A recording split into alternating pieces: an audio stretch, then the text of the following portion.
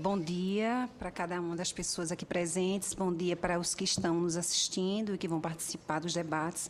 Eu quero agradecer, em nome da ministra Luísa Bairros, o convite para estarmos aqui, dialogando em torno dessa importantíssima estratégia de políticas públicas voltada para o enfrentamento à violência contra a juventude, que tem, de forma majoritária, de forma absurda, ceifado a vida de milhares e milhares de jovens negros. A senadora Ana Rita, ela tem sido uma parceira fundamental nesse processo de construção da política de promoção da igualdade racial.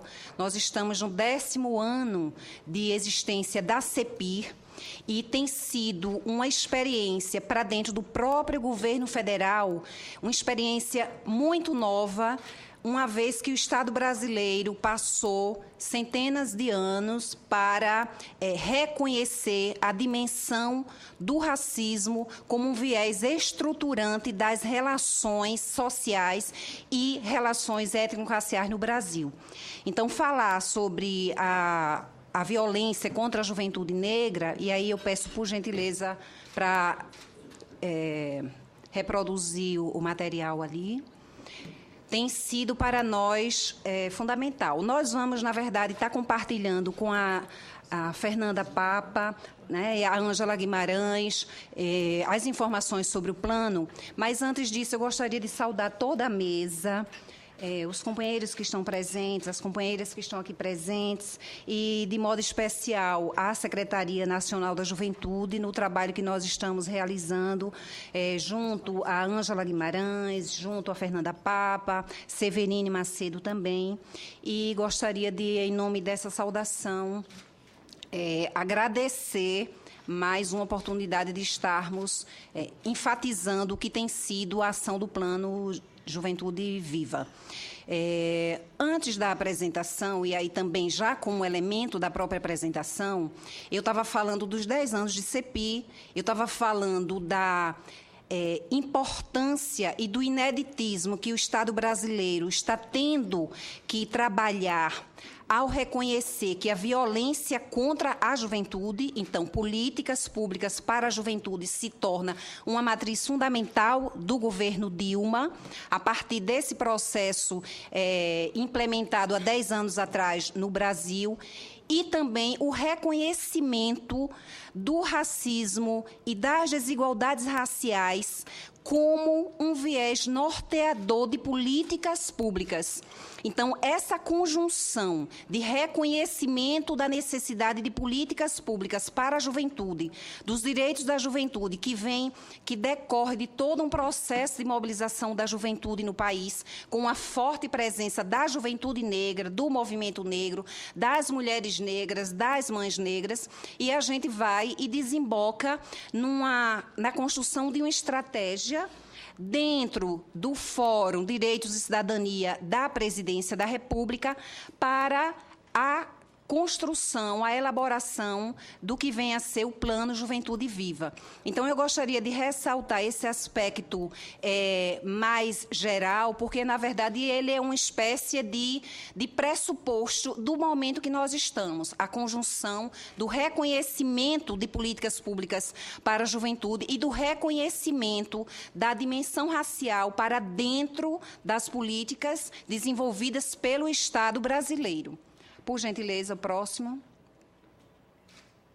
Por gentileza.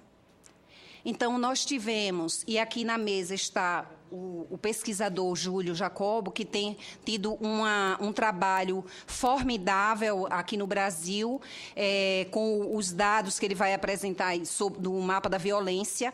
E nós tivemos, em 2010, num total de 49.932 pessoas vítimas de um homicídio, uma taxa de 26,2 para cada 100 mil habitantes, e do qual 70,6% das vítimas eram negras. Em 2010, ainda, 26.854 jovens entre 15 e 29 anos foram vítimas de homicídio. Então, Se do total de 49.932 pessoas vítimas de homicídio em 2010, nós temos, entre os jovens de 15 a 29 anos, uma concentração de 53,5% do total de homicídios. Ou seja, e nesse percentual de jovens, 74,6% eram jovens negros. E do sexo masculino, numa concentração em torno de 132 municípios brasileiros. Nós tivemos, então, esses dados, talvez... bom, eu vou passar porque é muito importante que a gente tenha essa série histórica e que vem exatamente a partir dos estudos realizados pelo pesquisador Júlio. Nós temos, então, todo um crescimento na taxa de homicídios, que passou de 1980, de 13.910, até chegarmos a 49.932 em 2010, e com um crescimento de 11,7% para 26,2%. Pode passar, por favor, esses dados vão ser comentados. Ali temos uma concentração das vítimas jovens em torno de 15 a 29 anos. Pode passar. Nós temos ainda nesse gráfico a impressionante concentração, como essa figura representa, né, a concentração de homicídios contra os jovens negros nessa faixa etária, por gentileza. Nós temos, então, para todo o país, as taxas de homicídio entre brancos e negros, como eu falei, que se concentram em torno de 132 municípios, tendo esses estados numa classificação a partir das taxas maiores.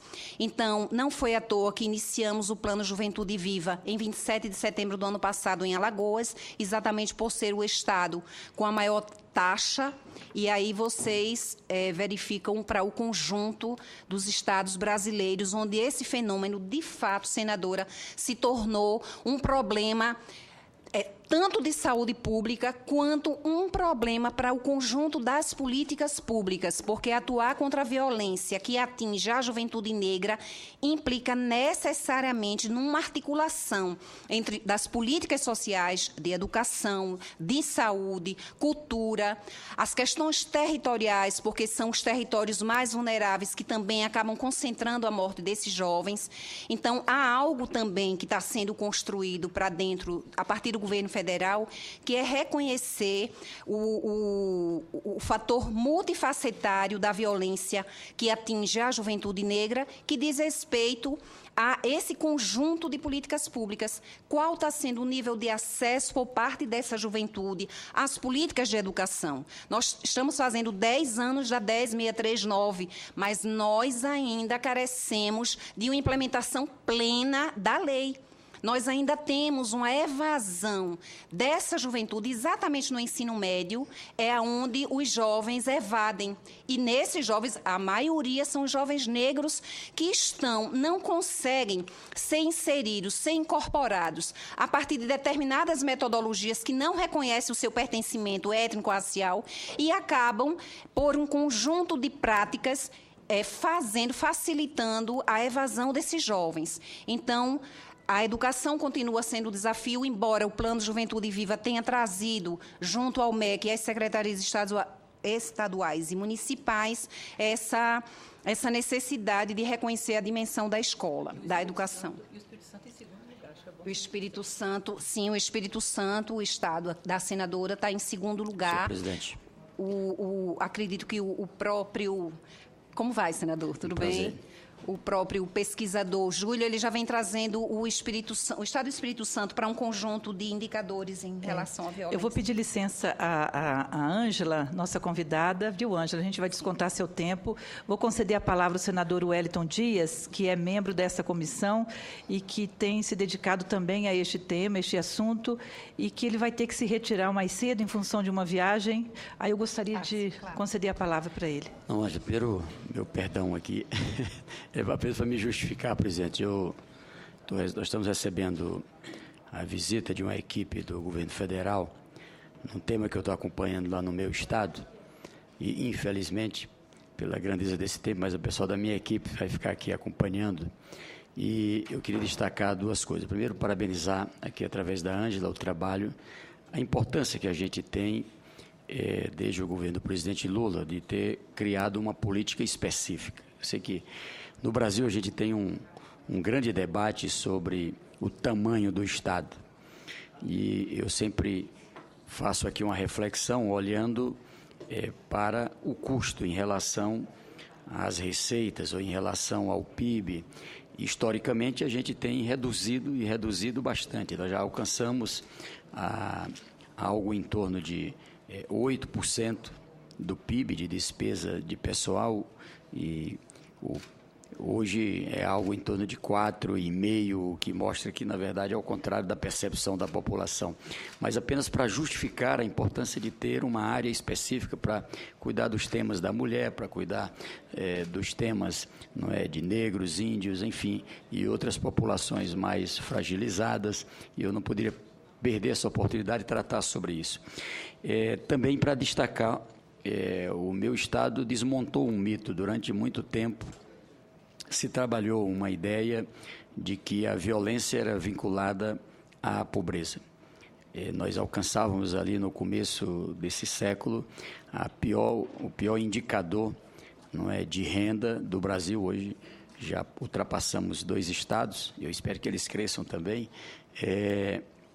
e temos o mais baixo índice de homicídio do Brasil. Quando assumi como governador no estado do Piauí, nós tínhamos 16 homicídios para cada...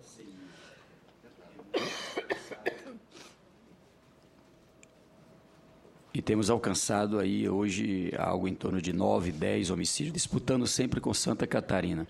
Mas ainda é grande o número de homicídios em jovens e negros. Então, é algo que temos que cuidar de forma especial.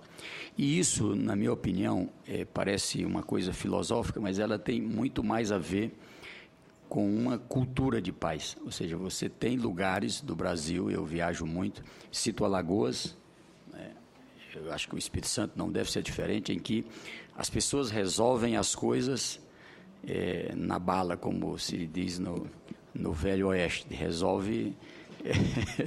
Então, isso, se não for um trabalho muito focado na família, na escola, nas entidades, que é uma coisa que a gente valoriza pouco, lá desde o grupo de jovem ao clube, à associação, de todos os níveis, a gente não vence essa parada. Tem algo que o Brasil agora que está aprendendo, que é fazer o mapa da violência. O que nós estamos vendo aqui é um estudo que mostra, a partir do mapa da violência, a situação específica de jovens, de negros, enfim. Então, quando a gente tem o mapa da violência, é possível você agir nas causas.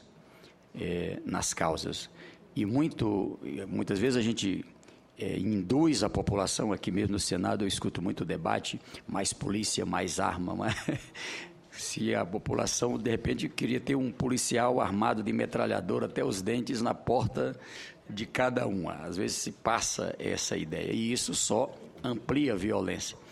Há um trabalho muito sério que é na área da inteligência. A gente ainda valoriza pouco, presidente, a gente ainda valoriza pouco o trabalho nesta área. Então, o que eu queria aqui era mais parabenizar pelo tema. Como eu disse, infelizmente eu vou ter que me ausentar por razão de quando a agenda foi marcada, eu tinha essa outra marcada numa atividade que é muito cara para a gente. Nós estamos tratando de uma situação delicada lá, que é essa situação da seca, e é o período mais grave. Para o Brasil parece que já passou, e não, agora é o período mais grave, os reservatórios estão secando, e nós estamos tratando hoje de uma agenda especial para cuidar desse tema lá, tão importante quanto esse aqui. E o que eu quero aqui é me comprometer com a senadora Ana Rita, que tem um trabalho aqui muito dedicado a essa causa, e vamos estar juntos, tá certo? Para ver se a gente empurra esse Congresso Nacional para um olhar especial para temas como esse. Mas parabenizo aqui a todos os participantes. Eu é que vou perder por não participar aqui do debate, mas fico muito agradecido aqui, com base nas notas taquigráficas e o que a minha equipe colher aqui. não é, eu estarei pronto para me somar às alternativas que foram apresentadas aqui. Muito obrigado. Ângela, me desculpe ter atrapalhado lá e leve o nosso abraço. Vamos estar participando da conferência, sim, não é, que está sendo... 5 a 7 de novembro. Eu conversei com a ministra, vamos estar juntos lá. Ótimo. Muito obrigado. Muito Enquanto obrigado. com a liderança do Partido dos Trabalhadores, do Bloco de Apoio ao Governo, que eu represento Sim. aqui. Muito obrigada. Obrigada, senador Wellington. Eu quero aqui dizer também, viu, Ângela, que o senador Wellington é um senador que tem um olhar muito forte, muito grande para as questões sociais, né? Ontem mesmo ele já falava sobre isso da tribuna do Senado, né, trazendo aí algumas informações, as suas preocupações. Então, o senador Wellington, além de ser o nosso líder, é o nosso grande companheiro aqui, que tem nos ajudado e tem nos apoiado em todas as atividades. Então, obrigada, senador Wellington, pela sua presença. Então, Ângela... Vou continuar. Eu quero aproveitar, Ângela, registrar a presença também do senador Eduardo Suplicy, que também tem se dedicado a esta comissão e tem nos ajudado muito. Então, obrigada, senador Eduardo Suplicy, pela sua presença aqui. Nós vamos ouvir a Ângela. Posteriormente, se Vossa Excelência quiser se manifestar, a não ser que o senhor queira se manifestar agora. Não? Em seguida, né? Então, Ângela, por favor, pode continuar. Desculpe aí a interrupção. Bom, pode passar. Nós temos alguns dados com relação ao diagnóstico feito sobre Alagoas. No caso daquele estado, em 2010, morreram 2.086 vítimas de homicídio por causa violenta, né? Então, se tornou o primeiro estado e o Plano Juventude Viva foi iniciado lá a partir de uma articulação junto ao governo do Estado, nos 4 municípios com maiores taxas, que é o município de Maceió, Arapiraca, União dos Palmares e Marechal Deodoro. E, desde então, nós temos, junto à equipe da Secretaria Nacional de Juventude, CEPI, Secretaria Nacional de Juventude, no âmbito da Secretaria-Geral, e um conjunto de 11 ministérios trabalhado para a reversão dessa realidade. Pode passar, eu não vou me deter nos dados. Pode passar. Então, o Plano Juventude Viva, ele trata exatamente, ele tem como diagnóstico o fato dos homicídios se concentrarem sobre a população jovem, negra, como a gente já falou, com baixa escolaridade, residente em bairros pobres. Essa questão territorial tem sido estratégica do ponto de vista da metodologia do plano. Mapear os territórios mais vulneráveis em cada uma dessas localidades, a fim de concentrar os esforços do governo federal e dos governos locais para esse conjunto de políticas. Então, tais mortes por agressão são a expressão extrema de um problema mais amplo de manifestações de violência física e simbólica que afligem a sociedade brasileira. Quando a senadora Ana Rita se refere à pesquisa do Data Senado, essa pesquisa ela surgiu de uma grande inquietação levantada por nós, institucionalmente, enquanto CEPI e Senado,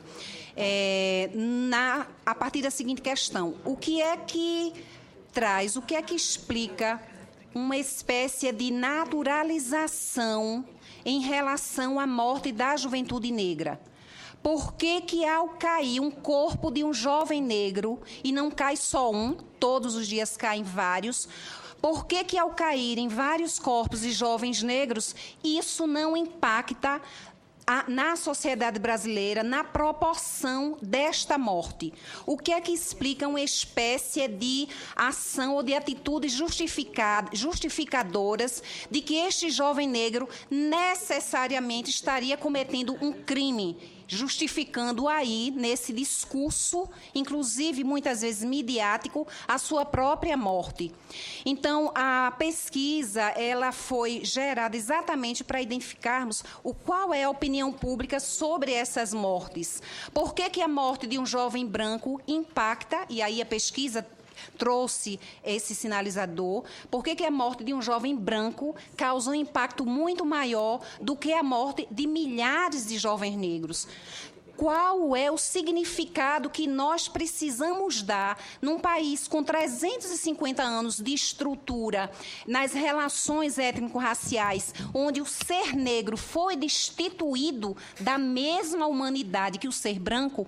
Como que a gente reconhece que houve toda uma construção, uma ideologia sobre esse corpo negro que faz com que esta violência que ceifa a vida das famílias, que faz com que o Brasil perca a sua perspectiva de desenvolvimento em relação a essa população, como é que a gente explica isso? Então, um fator explicativo para nós, de fato, a CPI tem identificado isso dentro do governo federal, a importância do viés étnico-racial para compor as estatísticas, para compor a produção de informações. E aí é um dado que eu queria trazer. Eu sei que Fernanda Papa vai estar trazendo mais dados sobre o plano, mas o que eu queria me deter é em algumas questões de fundo que são muito importantes, que é quando o mapa da violência produzido passa a incorporar informações a partir do quesito cor-raça, ele traz exatamente essa dimensão de desigualdade. E nós ainda estamos com a missão, enquanto governo federal, de trazermos para o conjunto da produção de informações, para dentro das políticas públicas, os dados produzidos a partir do viés do quesito raça-cor, senadora. Lembrando que, no final do ano passado, a ministra Miriam, a ministra Gleisi e a ministra Luísa assinaram um aviso interministerial, tornando obrigatório para todo o governo federal o preenchimento do quesito raça-cor no conjunto dos documentos da administração pública. Por quê? Porque isso não é uma questão menor. Isso, pelo contrário, nos tem possibilitado, a partir da inserção desse viés, visibilizarmos a real dimensão da problemática étnico-racial no país. Então, é a partir desse reconhecimento que nós estamos conseguindo hoje, enquanto governo federal, uma aproximação real da realidade, uma aproximação real da juventude negra. Uma vez que os dados apresentam, em termos de mortes violentas contra a juventude branca, nós temos dados europeus. Nós temos indicadores de níveis europeus. Quando a gente, a partir da incorporação do quesito raça-cor, traz os dados, nós tomamos um susto enquanto Estado, enquanto sociedade brasileira, diante do que é essa dimensão. Então, nós entendemos, a CEPIR e a Secretaria-Geral também temos compartilhado esse mesmo entendimento, que o plano é, de fato, uma oportunidade histórica para levantarmos o debate na sociedade. Ora, se o país que está ingressando em níveis de desenvolvimento tem a juventude como seu grande patrimônio, como que essa juventude vai ingressar, vai exercer o seu papel de cidadã, de protagonista, se ela está sendo morta? Só que essa juventude é a juventude negra. E aí, como que o país se reconhece nesses corpos caídos no chão como uma obrigatoriedade nossa, enquanto Estado brasileiro, enquanto sociedade brasileira, de nos levarmos a fazer alguma coisa imediatamente? Eu vou tentar apressar, mas o objetivo principal do plano é enfrentar essa violência, atuar para reduzir a vulnerabilidade da juventude negra e prevenir a ocorrência de homicídios, certo? A estratégia principal é promover e... Dá mais um tempo que você ficou prejudicada, mas sim. Tá bem. Promover e integrar as ações do governo federal com foco na transformação de territórios vulneráveis.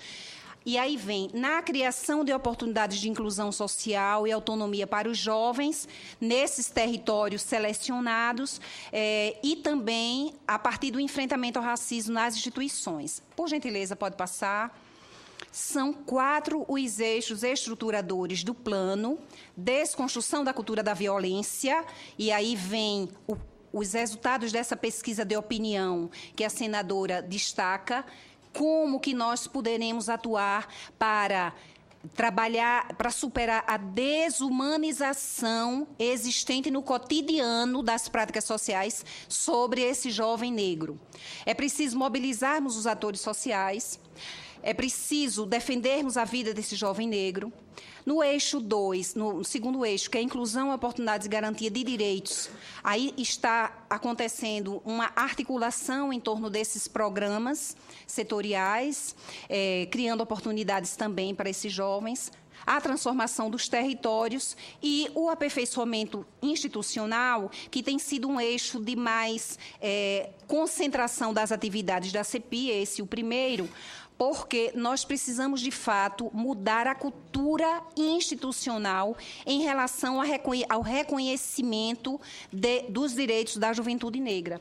Nesse sentido, nós temos atuado junto ao Ministério da Justiça para a formação dos agentes do sistema de justiça como um todo, uma vez que nós ainda lidamos no país com um conjunto de mortes por violência provocadas por agentes do próprio Estado que acabam vitimando, e em sua maioria, os jovens negros. E aí eu só quero lembrar que estamos numa articulação, estamos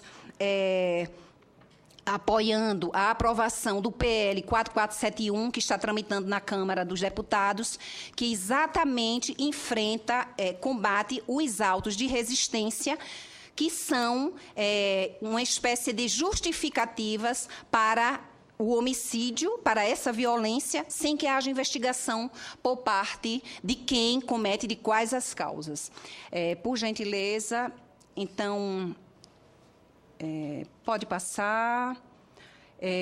Como eu estava falando, o Plano Juventude ele tem trazido em seus resultados mais gerais o reconhecimento do racismo como fator gerador de morte. Eu gostaria de destacar esse trabalho que a CEPI, junto com o Ministério da Saúde, UNFPA, pesquisadores negros, nós lançamos há 2 anos atrás, que é o racismo como determinante social de saúde, e é preciso que a gente compreenda também a violência como uma questão de saúde pública, e nós precisamos incorporar, reconhecer que essa dimensão racial ela impacta fundamentalmente nessas mortes por violência. Pode voltar, por favor? Daí a necessidade de promovermos políticas públicas articuladas e dirigidas aos territórios, como eu já falei. A formação de gestores para o aperfeiçoamento institucional, ela está sendo, de fato, ela está trazendo um outro elemento, senadora, porque é como se nós, na cultura do Estado brasileiro, nós, ao não termos trazido a juventude como política pública que tem sido desenvolvida, sobretudo nos últimos 10 anos, a partir da criação da SNJ. Mas também a importância de que os gestores passem por processos de formação acerca do que tem sido construído nas políticas públicas. E aí vem a importância das ações afirmativas. Nós trabalhamos com políticas públicas universais, ok? As políticas universais são uma conquista da sociedade brasileira e, ao mesmo tempo, nós queremos trazer o significado, a importância das ações afirmativas, porque elas podem exatamente capturar naquele conjunto aqueles níveis de desigualdade que as políticas universais não têm conseguido atingir. Por gentileza. Então, já falei das ações no sistema de justiça, a rede de mobilizadores que o pessoal da SNJ vai poder tratar melhor, e nós estamos agora... Lançamos, exatamente no primeiro ano do plano, um edital voltado para as organizações de juventudes ou organizações também comprometidas com o enfrentamento ao racismo, uma chamada pública para comunicadores que favoreçam as organizações de juventude. Então, essas ações, produção de material, produção de folder, produção de vídeo, essa chamada pública está aberta no site da CEPI e nós convidamos a todos os interessados para participarem. Muitíssimo obrigada. Vamos para o debate.